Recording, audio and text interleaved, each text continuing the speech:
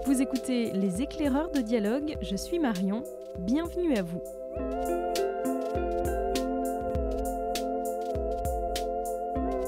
Il est l'auteur de près d'une vingtaine de livres, des romans noirs, des bandes dessinées, des nouvelles, mais aussi de nombreux romans, parmi lesquels on pourrait citer ses grands succès, Saga ou encore Malavita.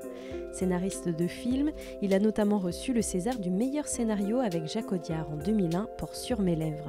Son dernier roman, Porca Miseria, est paru chez Gallimard. C'est le récit de ses origines, de son histoire familiale. Alors vous l'avez reconnu ?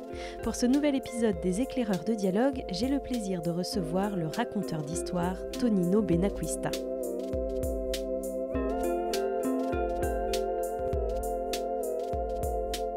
Les Éclaireurs de dialogue, c'est parti!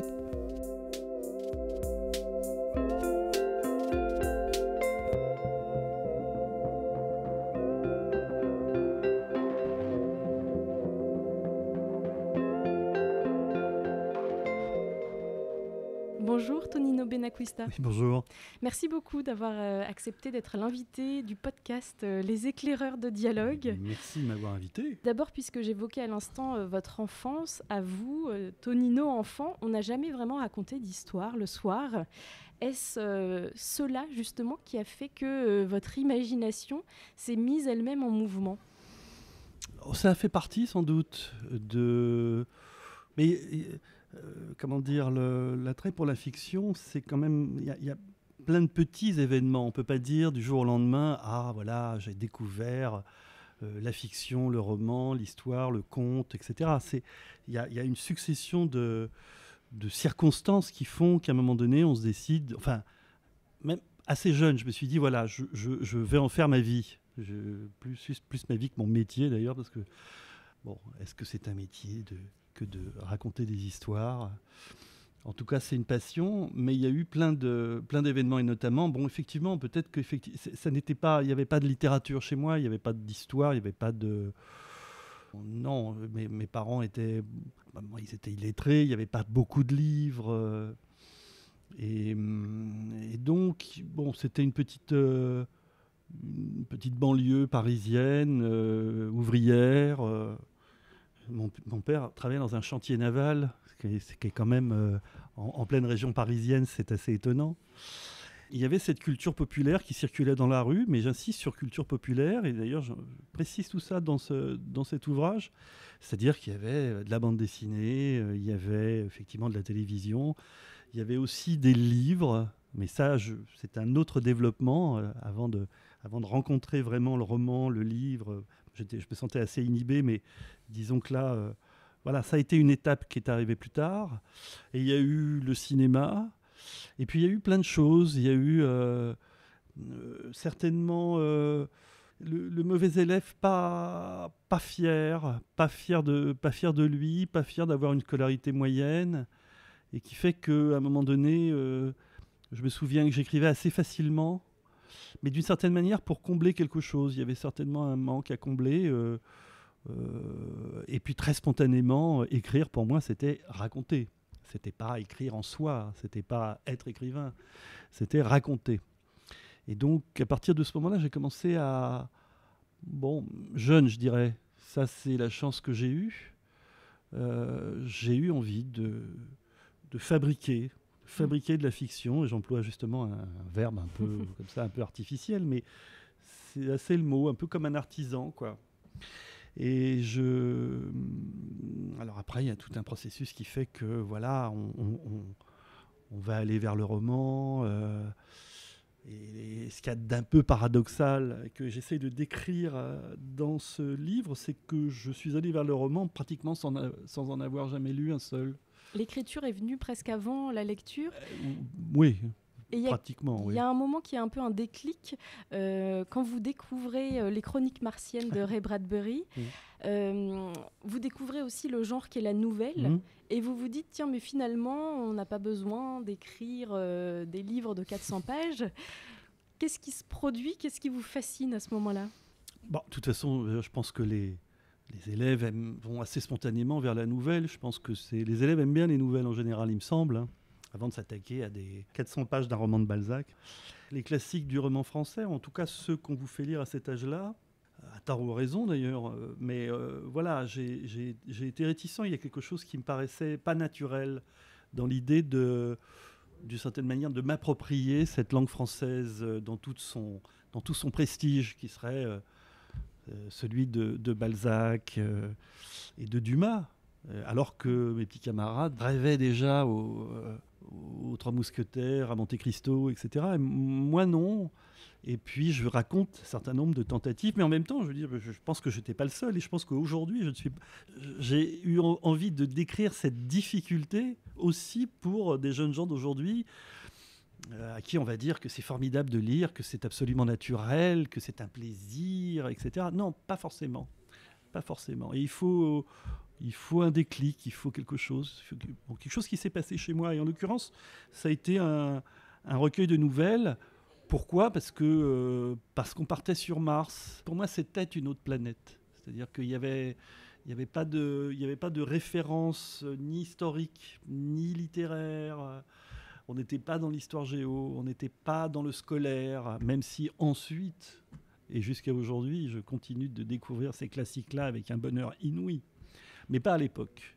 Et en revanche, quand Ray Bradbury propose un cas de figure simple, les terriens vont s'installer sur Mars. À partir de ce moment-là, tout s'emboîte chez moi. L'idée de la littérature, l'idée du récit, et même une prise de conscience que serait, la communauté, la planète, l'écologie. Tout arrive en même temps avec un seul et même bouquin qui constitue une espèce de roman, même si on dit que c'est des nouvelles. Donc là, c'est véritablement je me suis dit, ah oui, la littérature doit servir à ça. Je pense que ça doit servir à ça. Voilà. Et là, vous le dites ailleurs à votre professeur d'anglais, que vous voulez devenir le meilleur écrivain de nouvelles du monde, ou en tout cas, c'est la traduction puisque c'est en anglais. Oui. Mais alors ça, aussi étrange que ça puisse paraître, toutes ces rédactions, etc. Non, ça, c'est normal de se débarrasser de tout ça. Mais il se trouve que j'ai retrouvé ce devoir d'anglais. Et j'ai le devoir d'anglais où j'écris ce truc-là. Et oui, non, c'est parce qu'après, ça, c'est l'enfant qui se met à se dire « Oh, j'ai envie de faire pareil ». Bon, il se trouve que j'ai fait pareil après. Enfin, j'ai fait pareil. Toute proportion gardée, mais j'ai écrit des nouvelles et je les ai publiées. Et donc, et là, il y a eu l'idée de ne pas rendre copie blanche, par exemple, quand on est... on ne sait pas répondre à des équations de maths ou à une interrogation écrite ou quoi. C'était honteux de rendre une copie blanche. En tout cas, je n'avais pas cette effronterie-là en disant, j'assumais mal. Donc, j'écrivais un texte pour dire, je ne peux pas répondre à ces questions-là, mais peut-être que je peux raconter cette histoire-là, ou etc. Je fais faire un peu le malin, mais sur une copie double quand même, en disant, oui, mais voilà. Et j'avais irrémédiablement zéro, mais ça, en tout cas, j'avais l'écoute des professeurs. Ça, c'était bien. Et j'ai systématisé ça un peu à l'excès, et certainement trop, parce qu'à un moment donné, c'est devenu une espèce de posture, presque. Et bon, heureusement, ça ne m'a pas joué de tour. Ça a plutôt plaidé en ma faveur, d'ailleurs. Voilà, et puis alors après, l'attrait pour la fiction, ça je peux en parler pendant des heures. Se réveiller tous les matins et commencer sa journée par « Il était une fois », c'est une joie, quoi. C'est une véritable joie, mais qui ne se dément pas. Et alors après, mais je dis pas que tout ça est très facile, hein, mais j'ai considéré que l'imagination était un muscle, comme la mémoire d'ailleurs, et que c'était un muscle qu'il fallait travailler tous les jours si on voulait que...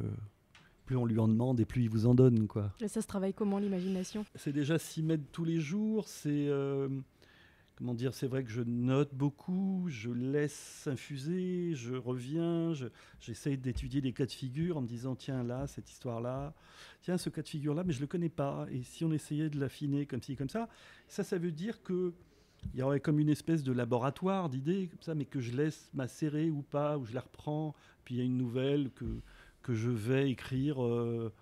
J'ai eu l'idée il y a 15 ans, mais je n'ai pas trouvé la forme.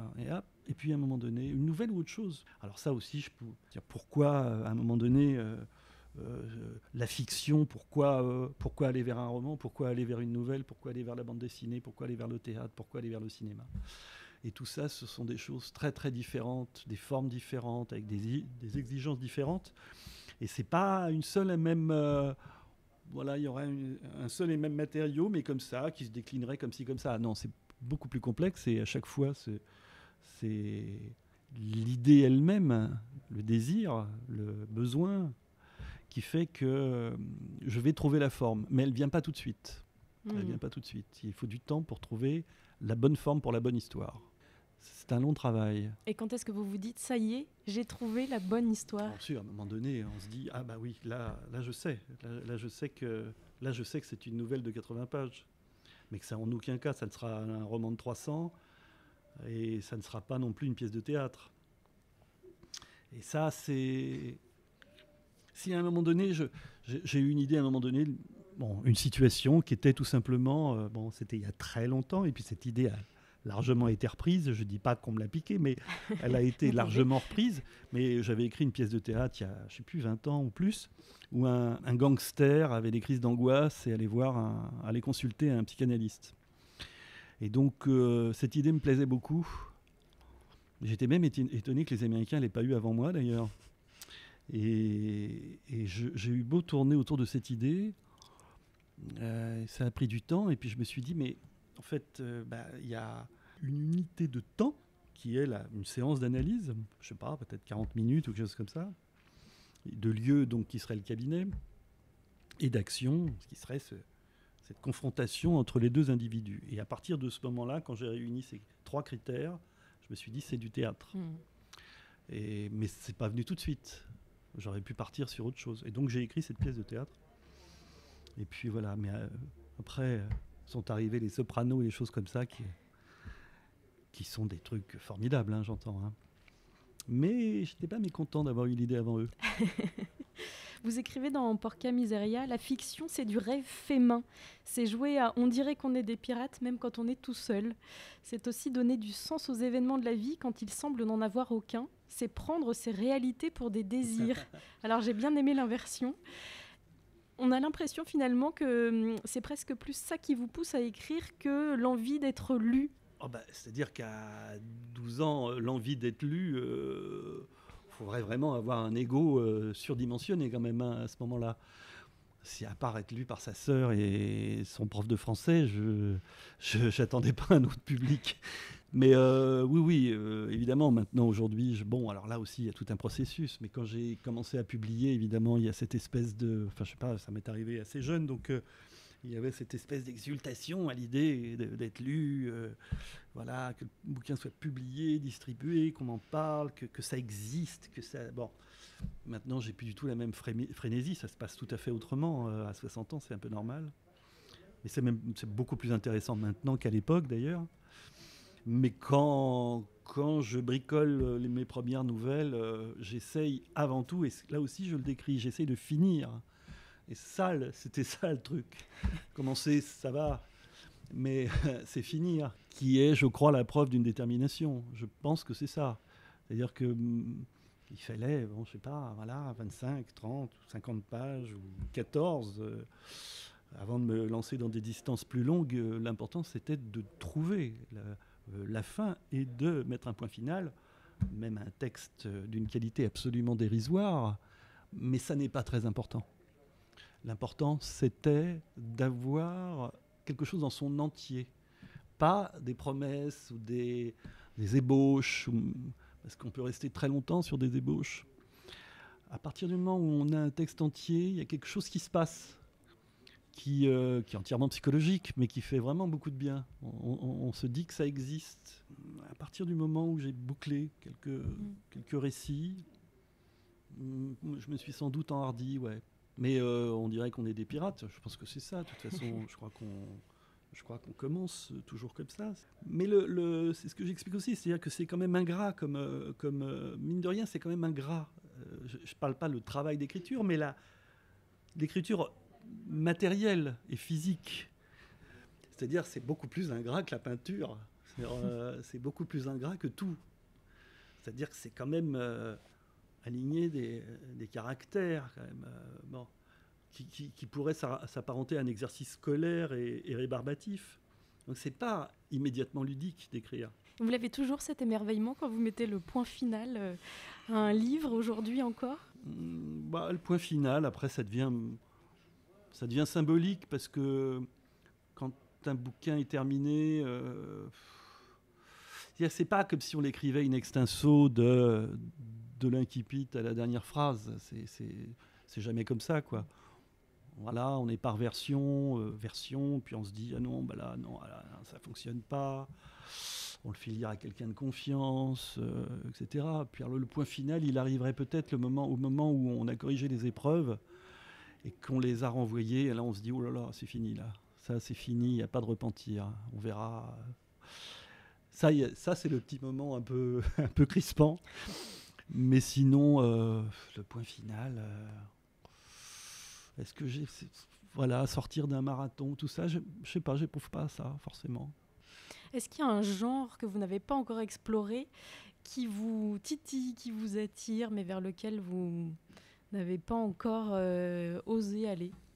Il y a pas très longtemps, je dis ça parce que j'ai 60 ans, mais quand j'en ai eu 50, on est quand même déjà assez mûr à 50, j'ai essayé les jeux vidéo. J'avais un ordinateur, on m'avait installé des jeux vidéo, et donc j'ai commencé à jouer à ce truc avec des personnages qui vont trucider des gens, etc. Bon, assez violent, ça. J'étais le premier surpris à trouver ça fascinant, mais je me suis dit, mais les histoires sont pas terribles quand même. C'est-à-dire, il faut dézinguer des martiens, des troupes d'ennemis qui apparaissent et qui surgissent un peu. Bon. Je me dis, mais il y a peut-être là des scénarios un peu moins bêtes que d'autres à créer pour des jeux vidéo. Voilà, enfin, tout ça coûte très cher, tout ça est il faut des industries, il faut Disney, il faut machin. Donc je leur ai pas proposé mes services, mais voilà, ça je tenterais bien. Mais sinon, j'ai pas l'impression. Puis je suis pas un poète, donc je n'écris pas de chansons, je ne raconte que des histoires, à part ce Porca Miseria qu'on a évoqué tout à l'heure.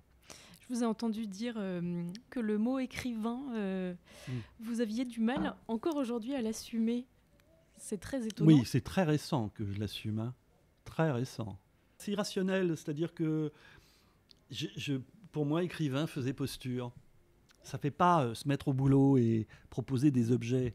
C'était pas ça. Il y a quelque chose de l'écrivain. Puis je me faisais une idée de l'écrivain comme étant le type qui fait avancer le style, qui a un style déjà, qui a quelque chose qui creuse un sillon, et peut-être peut-être que me dire que j'étais auteur ou auteur de conteur, c'est pas terrible. Enfin, conteur, c'est pas, pourquoi pas, mais ça fait un peu bon. Les Américains ont un mot, mais bon, j'ai des copains à l'Académie française qui n'aimeraient pas que je dise que je prononce des mots anglais, donc. Storyteller. Storyteller, c'est parfait. Storyteller, c'est un mot parfait. Ça, c'est le mot qui vous convient. Ah ouais. Mais maintenant, j'assume. Je me dis pourquoi pas moi, au bout de 30 ou 40 ans presque plus que ça maintenant. Une vingtaine de romans, comme vous disiez tout à l'heure. Je me dis, tiens, allez, maintenant, s'il faut que j'écrive un truc dans un formulaire administratif, je vais mettre écrivain. Mais je pense que vous avez bien raison. Merci beaucoup, Tonino Benacquista, pour cet échange.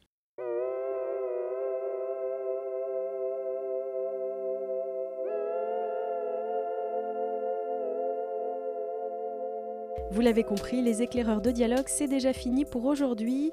Et si ce n'est pas déjà fait, nous vous encourageons vivement à lire le dernier livre de Tonino Benacquista, Porca Miseria, paru chez Gallimard, dont vous retrouverez toutes les références sur notre site librairiedialogue.fr.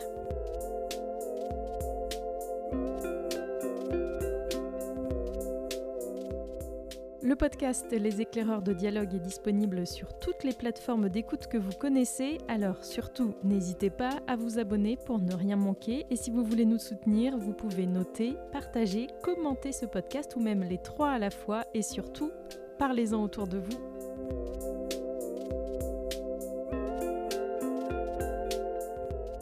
Je ne sais pas vous, mais de mon côté, il me tarde déjà de vous retrouver pour de nouvelles découvertes. À très vite.